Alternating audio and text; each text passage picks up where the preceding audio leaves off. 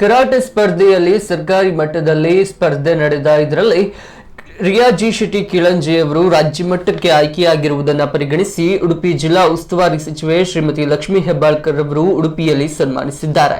ಈ ಸಂದರ್ಭದಲ್ಲಿ ಕರಾಟೆ ಪಟು ವಿದ್ಯಾರ್ಥಿಗಳಾದ ಸ್ನೇಹ, ರಾಹುಲ್, ಮಾಹಿದ್, ಕೀರ್ತನ ಮೊದಲಾದವರನ್ನ ಜೊತೆಯಾಗಿ ಸನ್ಮಾನಿಸಲಾಯಿತು। ಜೊತೆಗೆ ಈ ಸಂದರ್ಭದಲ್ಲಿ ತರಬೇತುದಾರ, ಅಂತಾರಾಷ್ಟ್ರೀಯ ಪ್ರಶಸ್ತಿ ಪುರಸ್ಕೃತೆ ಪ್ರವೀಣ ಸುವರ್ಣ ಪರ್ಕ್ಲ, ಕಾಂಗ್ರೆಸ್ ಮುಖಂಡ ಜೈ ಶೆಟ್ಟಿ ಬನ್ನಂಜೆ, ಗಣೇಶ್ ಶೆಟ್ಟಿ ಕೀಳಂಜೆ, ಮಹೇಶ್ ಮಣಿಪಾಲ್ ಜೊತೆಗಿದ್ದರು।